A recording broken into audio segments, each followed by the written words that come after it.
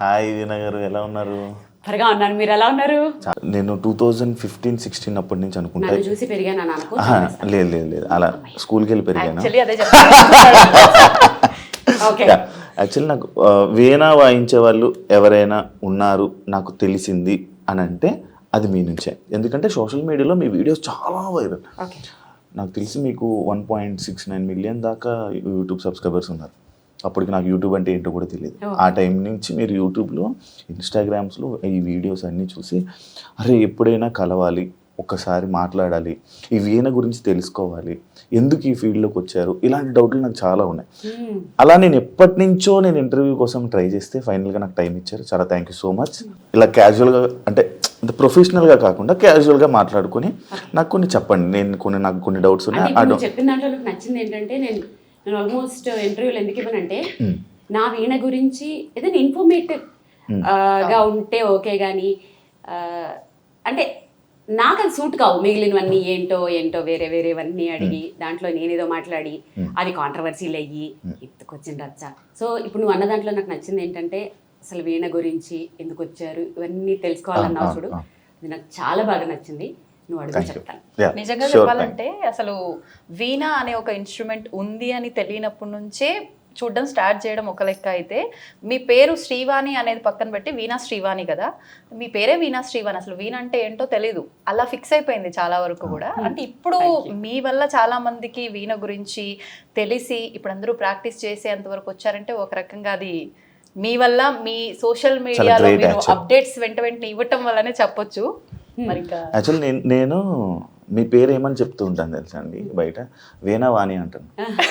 చాలా మంది వీణానే అనేస్తారు, వాణి ఇంకా యాడ్ చేసిన వీణా వాణి గారు అని పిలుస్తా. అండ్ ముందుగా కంగ్రాచులేషన్స్. Thank you. దేనికి? కార్ కొన్నారు కదా. బాయ్ అనిపించుకున్నావు, వీణ నుంచి కార్కి వెళ్ళావా? అంటే ఫస్ట్ అక్కడి నుంచి ఏదైనా ఒక మంచి జరిగినప్పుడు దానికి చెప్పాలి కదా. నాకు కార్ కొన్నందుకు కంగ్రాచులేషన్స్ చెప్పకు, మా ఆయన నాకు రీసెంట్ గా సైకిల్ కొన్నారు, దానికి చెప్పు. అదేంటి సైకిల్ ఏంటండి? నా ఫేవరెట్ వెహికల్ సైకిల్ కాబట్టి. అంటే అబ్బా ఇంత ఓవర్ చేయకుండా అనకు, అంటే కార్లు చూసే ఉన్నాం యాక్చువల్లీ. సైకిల్కి నాకు ఉన్న ఆ రిలేషన్ అది మాటల్లో చెప్పలేదు, నేను ఫర్దర్గా ఇప్పుడు ఇంటర్వ్యూలో చెప్తాను. ఆ సైకిల్కి నాకు ఉన్న బాండింగ్ ఏంటి. అంటే మీ జర్నీ సైకిల్ మీద నుంచి మొదలైందా? ఎస్, స్టార్ట్ చేద్దాం ఇక్కడి నుంచే చెప్తాను. చిన్నప్పటి నుంచి అంటే మేబీ నా ఏజ్ వాళ్ళందరూ కూడా మేబీ నా అలాగే కష్టపడి ఉంటారు. సేమ్ టు సేమ్ ఉంటాయి, కొంచెం డిఫరెన్స్ ఉంటాయి అంతే. మీకు ఎవరిని నేను తెలియదు, నాకు తెలిసి దాంట్లో ఒక బాధ ఒక పార్ట్ ఏంటంటే 8th, 9th, 10th రాజమండ్రిలో ఉండే వాళ్ళకి బాగా తెలుస్తుంది. సో 8th క్లాస్లో నేను గవర్నమెంట్ మ్యూజిక్ కాలేజ్లో జాయిన్ అయ్యాను. అందరికంటే చిన్న నేనే అక్కడ. అప్పుడు ఏజ్ లిమిట్ లేదు, మరి ఇప్పుడు ఉందో లేదో తెలియదు. చిన్న అంటే ఎంత? 8th క్లాస్ అనమాట. నన్ను డైరెక్ట్ గా 3rd year లోకి తీసేసుకున్నారు. అంటే ఈ రోజు డేట్ ఆఫ్ బర్త్ కూడా చెప్పాలని అంటున్నావు? వద్దులే శివ, మరి బాగోదు. మీరు అడిగినా నేను చెప్పను కూడా. ఓకే, మీరు చెప్పకపోయినా మేము క్యాలిక్యులేట్ చేసుకుంటాం. మీకు 28 సంవత్సరాలు. ఎక్కువ చెప్తున్నావు నువ్వు. క్యాలిక్యులేట్ చేశారు చూసాక చెప్పు. 16 ఏళ్ళ అమ్మాయిలా కదా? ఏమన్నా శివాని కుళ్ళెక్కువ శివాని లేదు కదా. ఇంత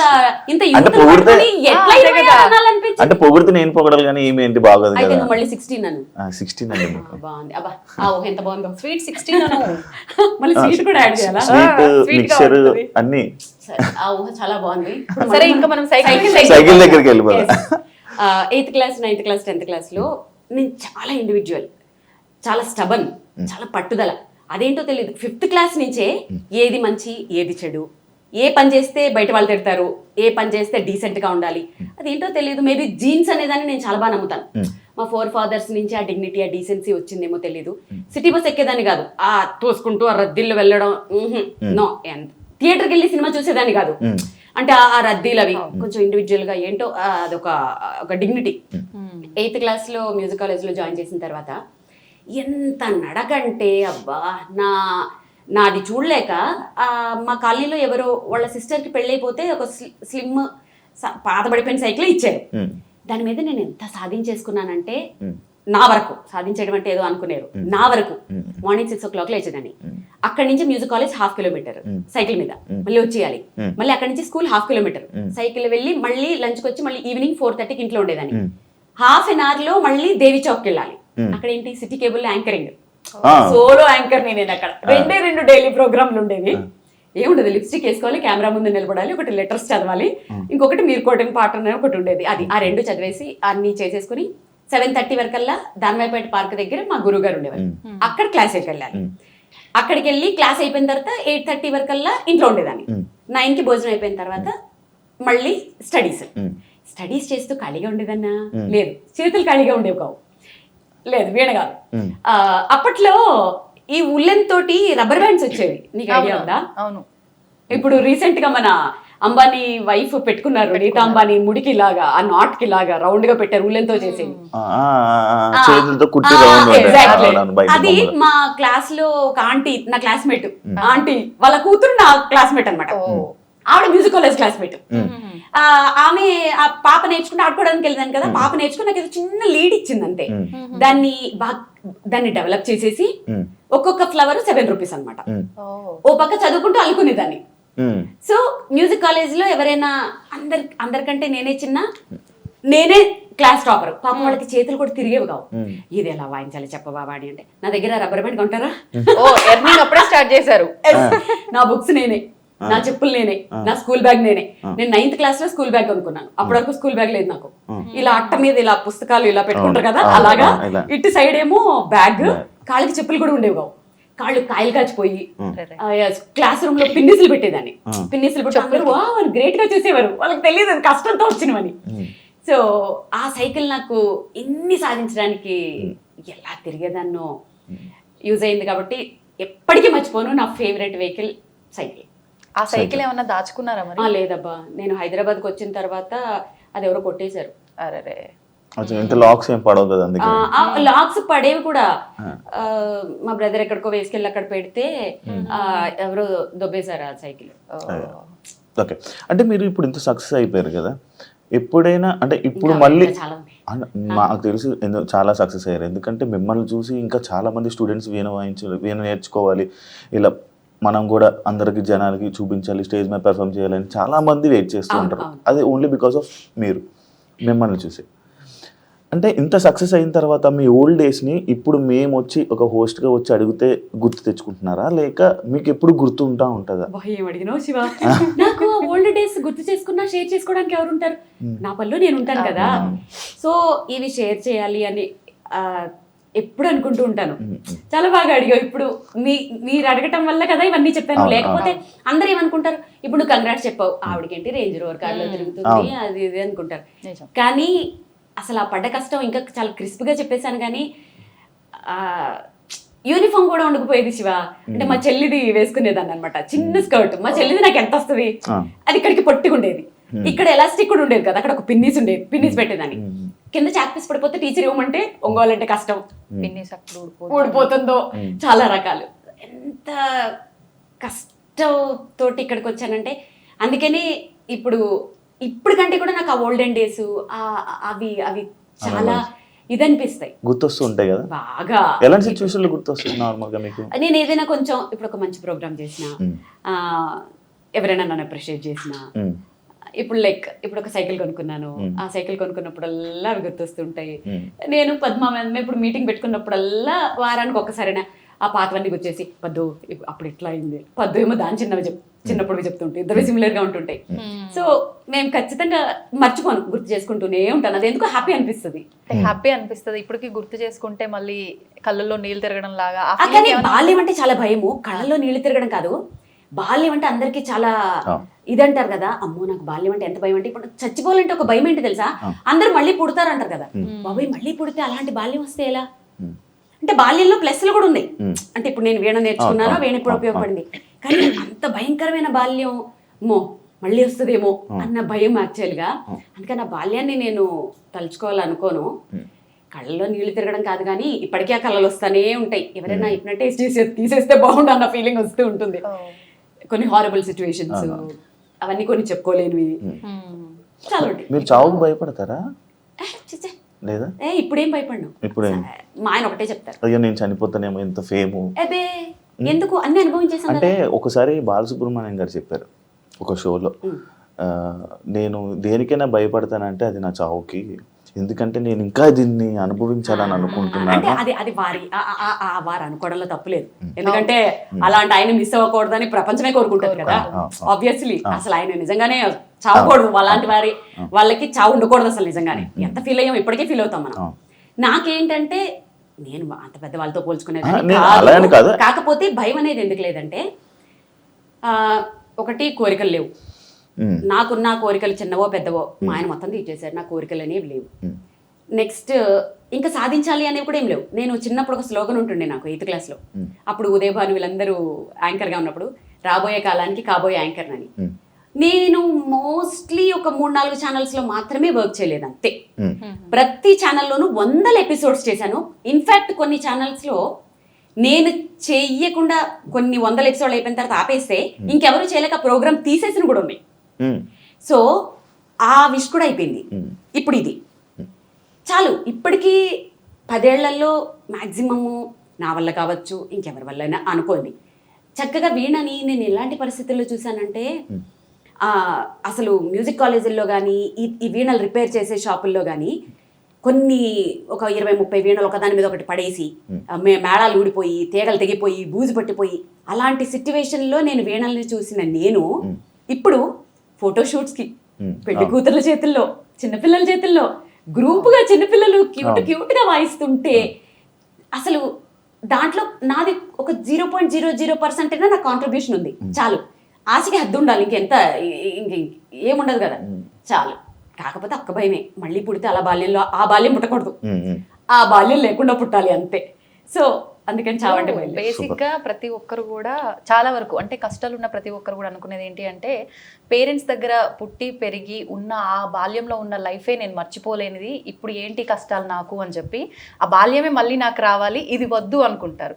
కానీ మీరు రివర్స్ లో అంటే ఇప్పుడు మీరన్న ఈ కష్టాలు ఆబ్వియస్లీ చాలా వరకు మేము ఫేస్ చేసాము అంటారు, కానీ ఎవరిది వాళ్ళకు అర్థం అవుతుంది. అంటే ఎందుకు మీరు ఇలా అనుకోవడానికి రివర్స్ లో అందరికి అంటే అది సిచ్యువేషన్స్ అవి ఏవి షేర్ చేసుకోలేనివి, నా పర్సనల్, అవి చెప్పుకోకూడదు కూడా, బాగోదు. అదంతే. అది తెలిసిన వాళ్ళకి తెలుస్తుంది, విన్న వాళ్ళు వింటూ ఉంటారు కదా.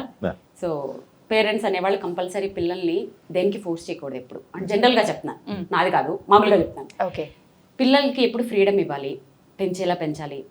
పేరెంటింగ్ కూడా చాలా పర్ఫెక్ట్. అసలు ఇవాళ రేపుల్లో పిల్లలకి నువ్వు అడగకపోయినా చెప్పేస్తున్నాను.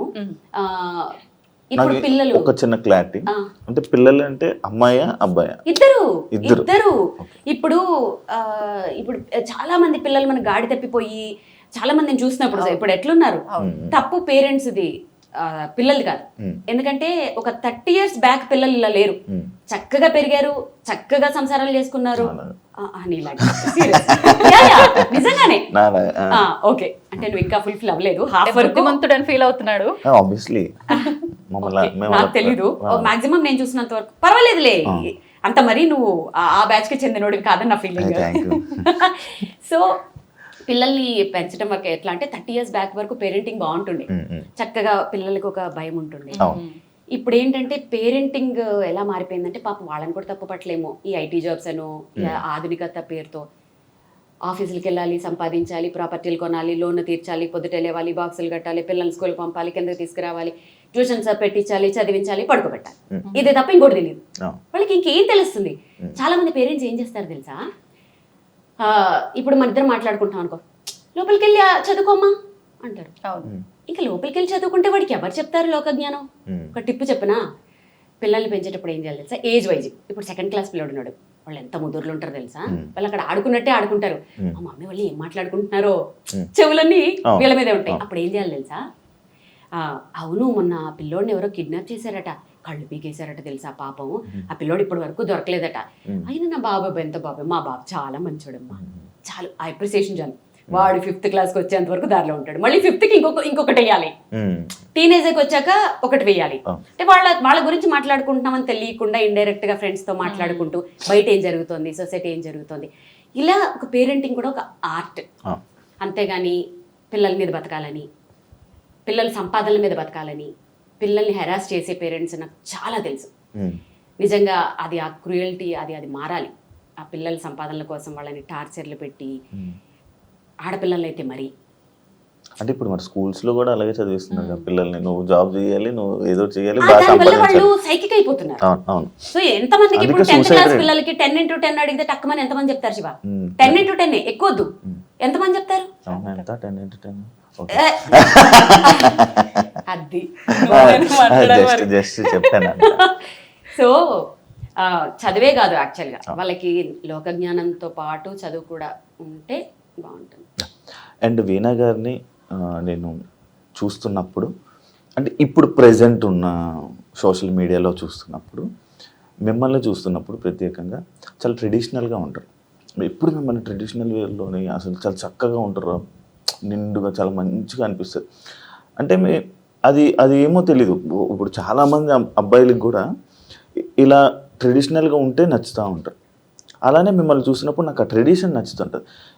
అంటే మీ దగ్గర అంత డబ్బు ఉంది, మీరు పెద్ద ఫేమ్లో ఉన్నారు, అంటే బయటికి వెళ్ళేటప్పుడు కూడా మీరు చూపించుకోవచ్చు. బట్ మీరు అలా ఉండరు. అసలు ఆ డబ్బుని ఏమి మీరు వాడరు. అసలు ఆ లైఫ్ వేరు, ఆ డబ్బు లైఫ్ వేరు, అదేం లేదు. చాలా సింపుల్గా కూల్గా ఉంటుంటారు. అంటే దానికి రీజన్ ఏంటి? అంటే మీ లైఫ్ స్టైలా? లైఫ్ స్టైల్ ఒకటి అంతే. మోస్ట్లీ ఏంటంటే అది ఏంటో శివ, ఇద్దరం కూడా అంతే. నేను, మా ఆయన, నా కూతురు కూడా అంతే. ఏదో ఎప్పుడు అది నిజమే నువ్వు చెప్పినట్లు ఏమి అది ఎంతసేపు ఏదైనా సాధించాలి, నా చుట్టూ ఉండాలి, వాళ్ళని బాగా చూసుకోవాలి, ఇంకా లైఫ్లో ముందుకెళ్ళాలి, మేము ఏదైనా పట్టుకుంటే అది దాన్ని సాధించే వరకు నిద్రపోకూడదు అనే ఉంటుంది తప్ప నిజంగానే ఏమో అది చూపించాలి అని ఎప్పుడు అనిపించలేదు. మధ్యలో ఏదో చూపిస్తూ ఉంటాను, ఏవో చిన్న చిన్న బ్యాగులు అవన్నీ కొంచెం నీడెడ్ కాబట్టి అంతే. ఎలా పడితే అలా వెళ్ళిపోతూనే ఉంటాను. అంటే ఆడంబరం డబ్బులో ఏవో నాకు అసలు అదే ఉండదు, అలా వెళ్ళిపోతూనే ఉంటాను. ట్రెడిషన్ అనేది నేను పుట్టి పెరిగిన అదే అనుకో వాతావరణం. మేబీ మాదొక అగ్రహారం. ఇక్కడ ఒకటి చెప్పనా, పాయసంలో చిన్న జీడిపప్పు వస్తే అర్ధగంట సేపు నోట్లో నానబెట్టుకొని తిన్న రోజులు నాకు తెలుసు. సంవత్సరంలో కొన్న పండక్కి కొన్న ఒక్కటే డ్రెస్సు సంవత్సరం అంతా దాచుకొని వేసుకున్న రోజులు నాకు తెలుసు. ఎప్పుడు పండగ వస్తుందా, పిండి వంటలు వండుకుందామా అని ఆ పిండి వంటల్ని కొంచెం కొంచెం కొంచెం కొంచెం ఎక్కడైపోతాయో అని ఎక్కువ రోజులు దాచుకొని తిన్న రోజులు నాకు తెలుసు. రిక్షాలోనో ఆర్టీసీ బస్సులోనో ఎక్కుతూ ఫ్లైట్ ఎక్కిన ఫీలింగ్ ఆనందపడిన మనుషులు ఉన్న రోజులు నాకు తెలుసు. నాన్న ఎక్కడ కష్టపడతాడో అని అరిగిపోయిన పెన్సిల్కి పెన్ని క్యాప్ పెట్టి రాసుకున్న రోజులు నాకు తెలుసు. అమ్మ పడుతున్న కష్టానికి ఆ చిన్ని చేతులతో పనులు చేసిన రోజులు నాకు తెలుసు. మనకేముందో ఆ తృప్తితో పక్క వాళ్ళకు ఉండేదాన్ని చూసి ఆనందిస్తూ ఒక ఫంక్షన్కి వెళ్ళి మనుషుల కోసమే, ఆడంబరాలు కాకుండా మనుషుల కోసమే వెళ్ళిన ఆ మనుషులు ఉన్న రోజులు నాకు తెలుసు.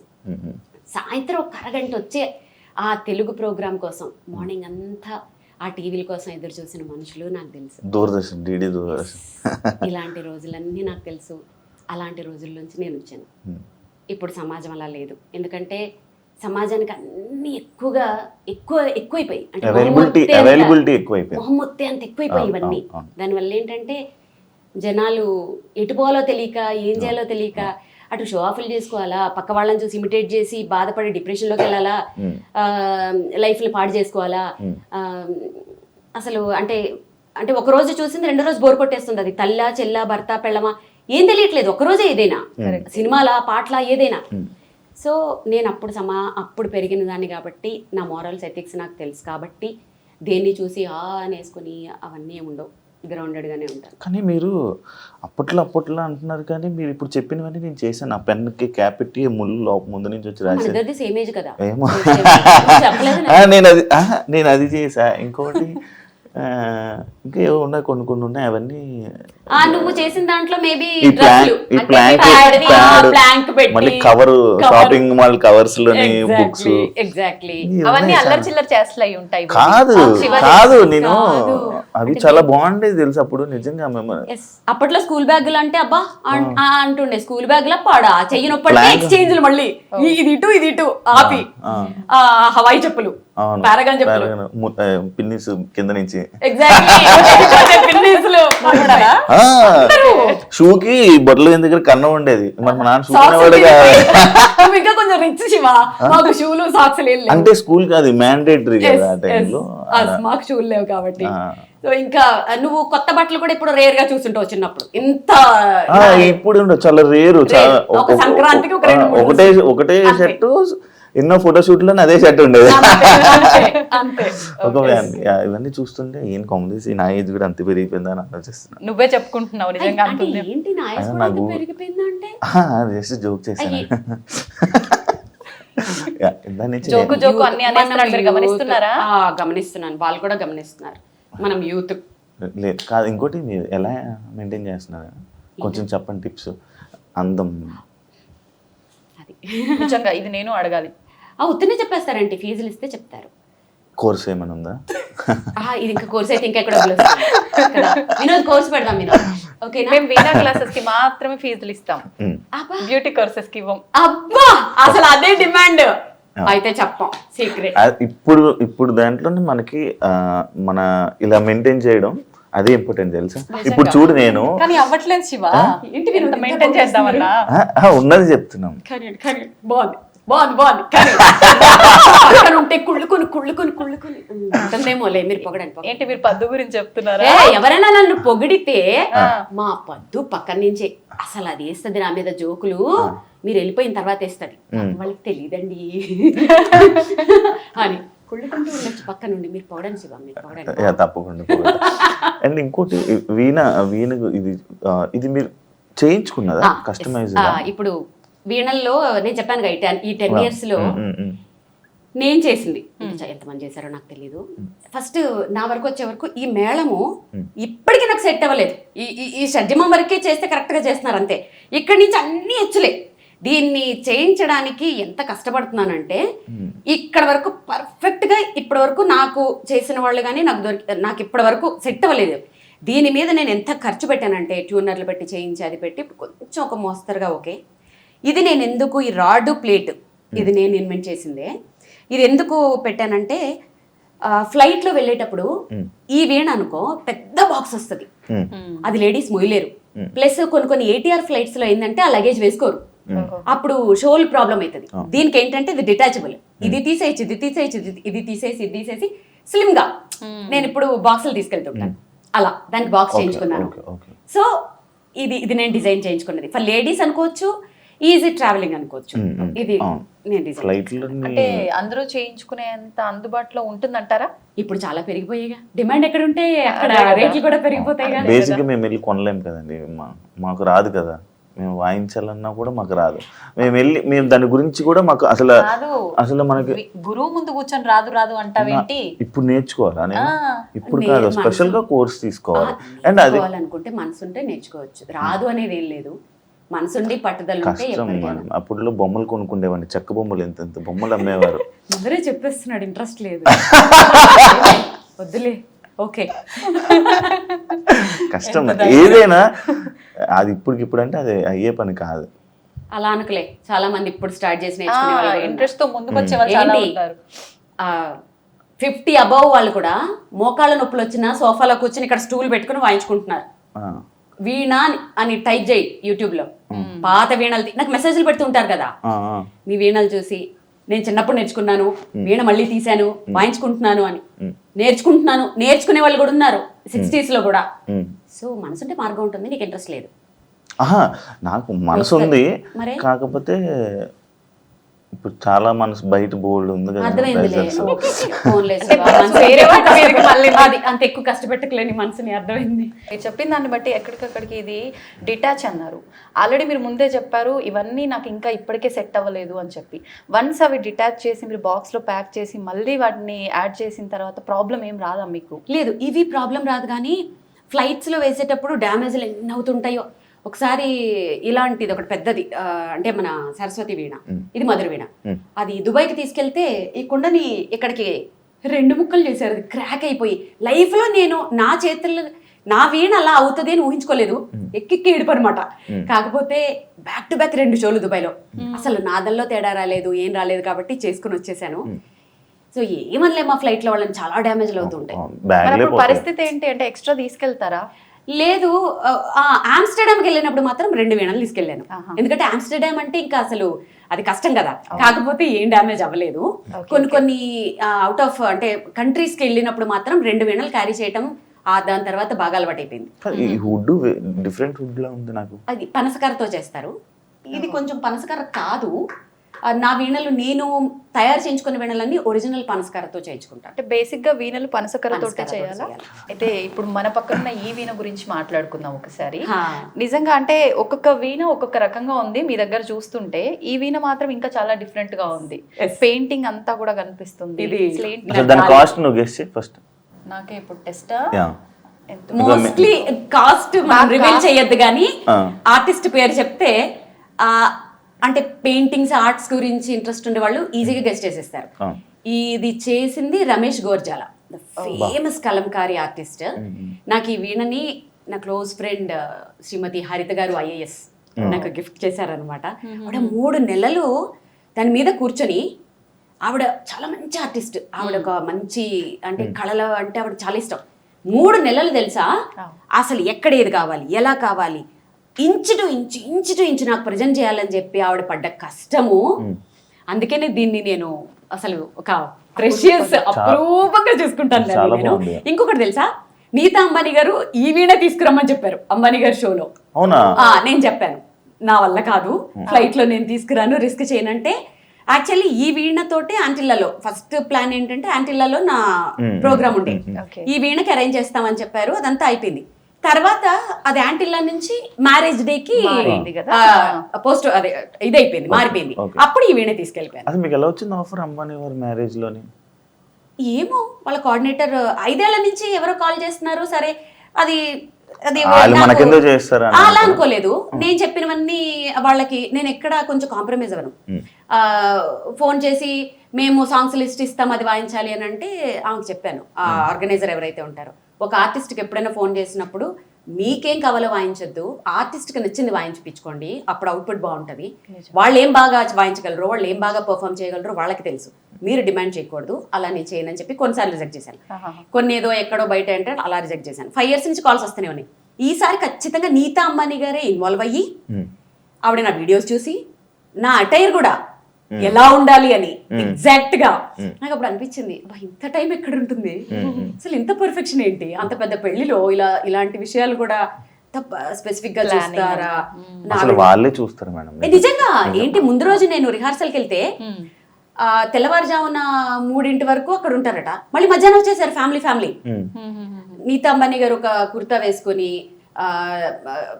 చిన్న కుర్తీ డ్రెస్ అంటే సింపుల్ గా, ఆవిడ వెనకాల సెక్యూరిటీ, ఫస్ట్ హాల్ నుంచి ఆవిడ చూసుకుంటూ వస్తున్నారు, ఇక్కడ ఇలా ఉండాలి అక్కడ అలా ఉండాలి.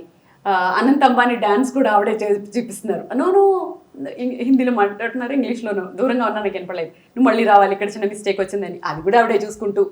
అబ్బా ఎంత కష్టపడ్డారో నిజంగా. అవే అంత పర్టికులర్గా చూసుకుంటారు, అంత కమిట్మెంట్ అంత పర్ఫెక్షన్ ఉంటుంది కాబట్టే ఎవరైనా హై పొజిషన్స్ లో ఉంటారు అని నేను నమ్ముతాను. ఇప్పుడు మీరు అన్నట్లు అంటే వాళ్ళు చెప్పినవి చేయొద్దు, ఆర్టిస్ట్కి నచ్చినవి చేపిస్తే అవుట్పుట్ బాగుంటుంది. ఇది నిజంగా వాస్తవం అనిపించింది మీరు చెప్పిన తర్వాత. మీరు చూస్ చేసుకునేది అంటే జనాలకి ఇది వినటానికి ఇంపుగా ఉంటుంది అనేది చూస్ చేస్తారా, ఆ ఈవెంట్కి తగ్గట్టుగా ఉండేటట్టు చూస్ చేస్తారా? ఈవెంట్కి తగ్గట్టుగానే. ఆ జనాలకి ఏది ఇష్టమో నాకు తెలుస్తుంది కదా. ఇప్పుడు క్లాసికల్ కచేరీలో క్లాసికల్ వాయించుకోవాలి. ఇలాంటి కొన్ని కమర్షియల్ వాటిల్లో ఏంటంటే, ఇప్పుడు నేను ఎందరో మహానుభావులు వాయిస్తానంటే ఇప్పుడు శివ ఎవరా మహానుభావులు అంటాడు, ఖచ్చితంగా అంటాడు. శివ లాంటి వాళ్ళు కూడా ఉంటారు, అది తప్పు కాదు, వాళ్ళకి నాలెడ్జ్ లేదు. నీకు తెలుసా అంటే నీకు సంగీతం గురించి నాలెడ్జ్ కాబట్టి ఫోర్స్ చేయకూడదు వాళ్ళకి. అదే ఇప్పుడు నేను తందనానా వాయిస్తే చక్కగా ఎంజాయ్ చేస్తాను, ఏ సినిమా పాటలు వాయిస్తే ఎంజాయ్ చేస్తాను. నేను అనేది ఏంటంటే, నేను అసలు ఈ జోన్లోకి ఎందుకు వచ్చానంటే, అసలు వాడకుండా మూలపడేసి తుప్పు పట్టేసే కంటే ఏదో ఒకటి వాయించచ్చు పిల్లల చేత. ఆ వీణని వాడండి, వాడితే ఇంట్లో అదొక సెంటిమెంట్ కూడా, సరస్వతి వైజ్ కూడా. దాన్ని ఏదో కొనేసామా అక్కడ పెట్టేసామా తీగలు తెగిపోయి మొత్తం బూజు పట్టిపోయి అలా కాకుండా ఏదైనా వాయించండి, ఏదైనా వాడండి. వాడడం ఈజ్ ఇంపార్టెంట్. సంగీతమే సంగీతం, దాంట్లో సినిమా పాటల సంగీతం నీచం, క్లాసికల్ అదమం, అది ఉత్తమం, ఇవన్నీ నాకు నచ్చవు. ఏ సంగీతమైనా సంగీతమే.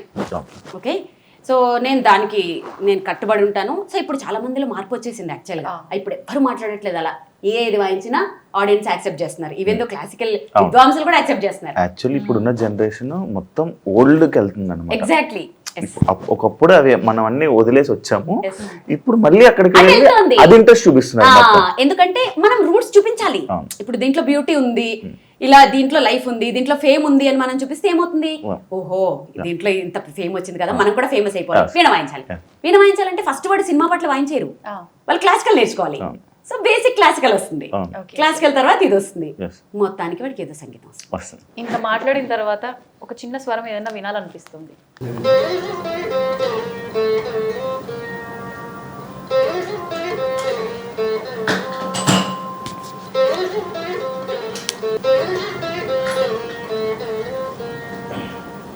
అంతసేపు ఆలోచిస్తున్నాడు ఏం పాట అని కాదా, ఇళ్ళ కళ్ళు తిప్పుతున్నాడు, కథకళి డాన్స్ చేస్తున్నావు.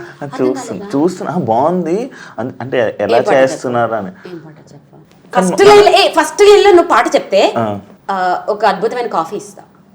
కాదు, ఇది తెలిసిన సాంగ్, తెలుగు సాంగ్. అదే పాట తెలిసిందే, వచ్చేస్తుంది శివ, చెప్పు.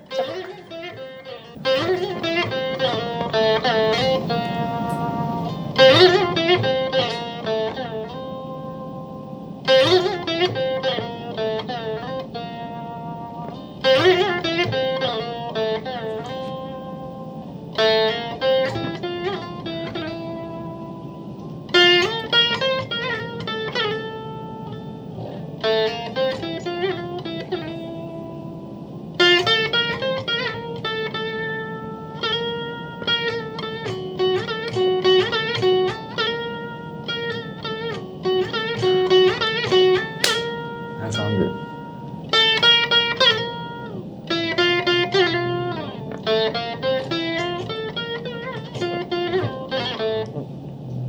అమ్మ బాబోయ్, ఇప్పటికి కూడా వెలగలేదు శివకి.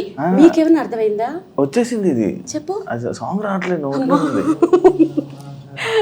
విజిత, మనం వెళ్ళి కాఫీ తాగుదాం. యాక్చువల్లీ నీకు లేదు కాఫీ? అయ్యో అవును కదా, సాంగ్ చెప్తావా? యాక్చువల్లీ సరే మీరు వెళ్ళండి అయితే. సరే. ఎక్స్ప్రెషన్స్ మాత్రం మీరు సోషల్ మీడియాలో అప్లోడ్ చేసిన, ఎక్కడ మేము ఇక్కడ డైరెక్ట్ గా కూర్చొని చూస్తున్నా ఆ ఎక్స్ప్రెషన్స్, అది ఎక్స్ప్రెషన్స్ కాదు విజిత. నేను సాంగ్ స్టార్ట్ చేస్తే లీనమైపోతాను. నా సాంగ్ నేను ఎంజాయ్ చేస్తాను. యాక్చువల్ మీరు ఇందాక అటు ఇటు చూస్తున్నారు ఎందుకు అంటున్నారు కదా, నేను అందులో లీనమైపోయాను. ఎందులో యాక్చువల్లీ బాగా కవర్ చేసావు శివ. అదే సాంగ్ ఇది అంట. బాగా కవర్ చేసావు శివ. యాక్చువల్లీ మనం క్యాజువల్ టాక్స్ అనుకున్నాము, చాలా సీరియస్గా ఇప్పుడు దాకా నడిపిస్తాం కాబట్టి ఇప్పుడు మనం కాఫీ తాగి కాసేపు ఈ సరౌండింగ్స్లో ఉన్న కొన్ని వాటి గురించి, ఆ అవార్డ్స్ గురించి, వాటి గురించి మాట్లాడుకుని క్యాజువల్ టాక్స్ చేసుకున్నాం. సరే, కాఫీ అంటే మనం కిచెన్ పద్మ దగ్గరికి వెళ్ళాలి. Yes, మా పద్దు డార్లింగ్ ఎక్కడున్నారా అని వెయిట్ చేస్తున్నా. నీకు విషయం తెలుసా, నాకంటే మా పద్దుకి మా నానికి ఫ్యాన్స్ ఎక్కువ తెలుసా. ఏ షోకి వెళ్ళినా వాళ్ళ ఈమె కూడా ఆమెకే ఫ్యాన్ అంట. నువ్వు కూడానా? నేను మాత్రం మీకే ఫ్యాన్. నిజంగా అసలు ఎంత ఏడ్ చేసామో తెలుసా ఈ ఫింగర్స్ చూసి. నిజంగా మామూలుగా ఎంతసేపు ప్రాక్టీస్ చేస్తే ఇట్లా అవుతుంది? మాకు ఎప్పుడు ఇలానే ఉంటాయి ఆల్మోస్ట్, ఎందుకంటే వాయించి ఉంటాం కదా. సో ఆల్మోస్ట్ ఇలాగే. కానీ నీకు విషయం తెలుసా, మన దగ్గర వస్తున్నాయి తెలుసా? వస్తాయి. 1.5 hours 2 hours వాయించేసిన తర్వాత బ్రెత్లెస్ లాంటివి, కొన్ని చంద్రముఖి, క్లాసికల్ ఐటమ్స్, కొన్ని గమకాలు ఉంటాయి. అది అయిపోయిన తర్వాత ఈ 2 చేతులు నాకు పనిచేయవు యాక్చువల్గా.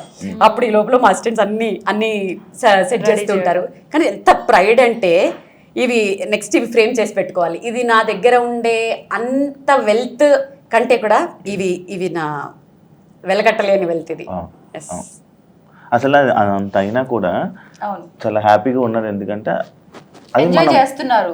ఎవ్రీ సాంగ్ నేను ఎంజాయ్ చేస్తాను. ఎవ్రీ సాంగ్ ఎవరు వింటున్నారా వినట్లేదా నాకు సంబంధమే ఉండదు. సాంగ్ స్టార్ట్ అయిందంటే లీనం అయిపోతాను, దాంట్లోకి వెళ్ళిపోతాను ఆటోమేటిక్గా. మీరు అదే అంత జరిగినా కూడా మీరు ఆనందిస్తున్నారంటే అది మీ సక్సెస్.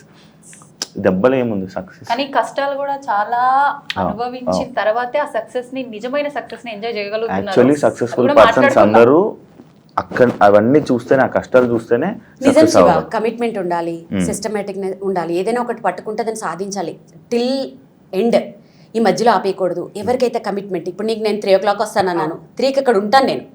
అసలు ఇంకా యాక్చువల్ నువ్వు రాలేదని నీ చెప్తున్నా గురించి చెప్తున్నారు, నీ గురించి. పాపం చాలా మంది కనెక్ట్ అవుతుంది.